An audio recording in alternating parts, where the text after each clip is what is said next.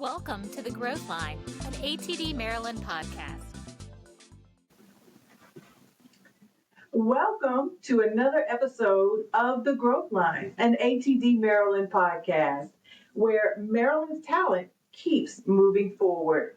I'm Wanda Ehrenle, your VP of Programming. And I'm Lori White, the VP of Finance for ATD Maryland. Yeah, and we are excited to have with us today David Shar. He's the president of Illuminate, and he's also a professor at the University of Maryland. Welcome, David. Thank you. It's so great to be here. Thank you for joining us today. So just to get us started, what we've been asking everyone is, what is top of mind for you in talent development? What innovations or what things are you focused on right now? Okay, so full disclosure, you kind of prepped me for this question, and it's been going around in my head for a while, trying to figure out what answer I wanted to go with. So recently, I concluded some the deepest qualitative study on passion decline. What makes employees lose their love, fall out of love for work, and so. What was interesting is you think about burnout, you think about people falling out of passion for work, and you think workload, too much work. Mm-hmm. That was true for about half the participants in my study. But the other half fell out of love with work when they began to stagnate. It was unbelievable how many individuals that I interviewed referenced this drive, this internal drive toward growth and development, and how important that was to them, and how when they hit the level where they felt like they had learned what they could learn within their current role, that they had maxed out, and their employer failed to give them more and to give them more opportunities for growth, that's when they started to just like lose the spark. And at that point, they start looking around, and these are people who are literally passionate about work. Which part of the definition of passion for work is when it's ingrained in your identity. Mm-hmm. It's why somebody who teaches can say, "Oh, I teach," or they might say, "I'm a teacher," Mm-hmm. right? And so those are your best employees. Those are your high potentials, if not your high performers already. And those are the exact people that when they hit that ceiling and they don't have more to grow, then they become not just where they start falling out of love with their work, but they start to notice all the other things around them that they never noticed before. They start to notice that management doesn't really have this all figured out. They start to notice the drama, the interpersonal conflict. And a couple of my respondents described how they would see these things for the first time because they were tunnel vision on their mission and growth.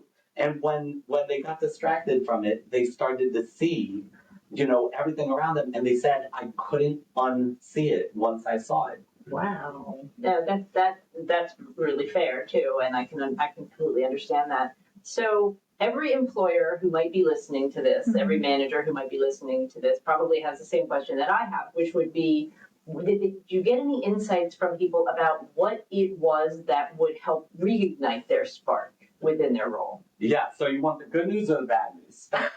We want both. Okay. You decide.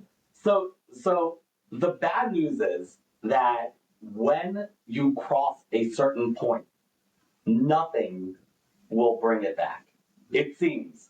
Now, my sample may have been biased because I was looking for people who had lost passion for work. I wasn't specifically looking for people who had regained the passion, but that was available. But when they crossed a certain point, these individuals were unable to come back. And that's the bad news. It's kind of like the way that the work becomes ingrained in your self-identity and the way that you loved the work and put so much time and energy into it, it really felt when they lost the passion for work, it felt like not just a breakup, it felt like a bad divorce. Mm-hmm. And so when that happens, the question is, can you get remarried to the first individual? Maybe that happens sometimes, but the easier path forward typically is to learn as much as you can from that and to find a healthier relationship going forward. So that was kind of the bad news. The good news is that because the passion for their work was so ingrained in them, it actually took them a very long time. It was a very long process before they had reached that point of no return. Okay. They were calling out for help. Some of them literally went to managers, and the managers responded with performative kind of, oh, we'll set up a work group, which did nothing, and it only made it worse. Others didn't get any response, or they didn't literally go and ask for the support. And so the good news is that when this starts happening, if you're a manager who's actually, knows your people and you're keeping an eye on them and know them, like I always say to managers, everybody says they have an open door policy. In my perspective, the only open door policy that works is if it's open wide enough for you to get your ass out of your office and go talk to your people, because they're not coming to you, right? And so if you can catch it early and actually work collaboratively with the individual, then you can make something happen. You can bring back the passion.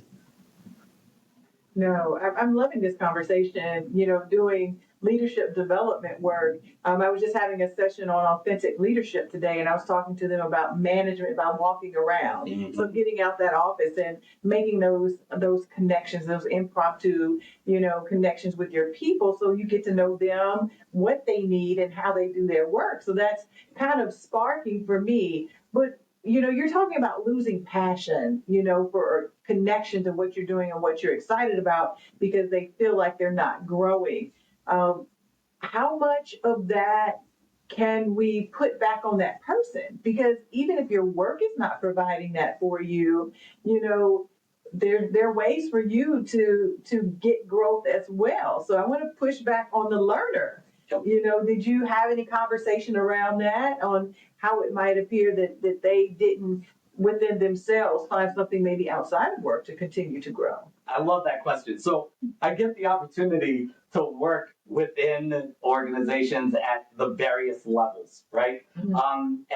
And my thing always, I don't know about you all, but when you get into a room and you're training on something like communication, collaboration, conflict management, suddenly all the fingers start pointing outside of the room, right? And so I remember working with this regional bank, and I'm had the same training, but obviously the trainers lead the training, so it turned into very different trainings. But the same training for the C-suite, middle management, and frontline management, all separate training. Mm-hmm. Every group blamed the other two groups.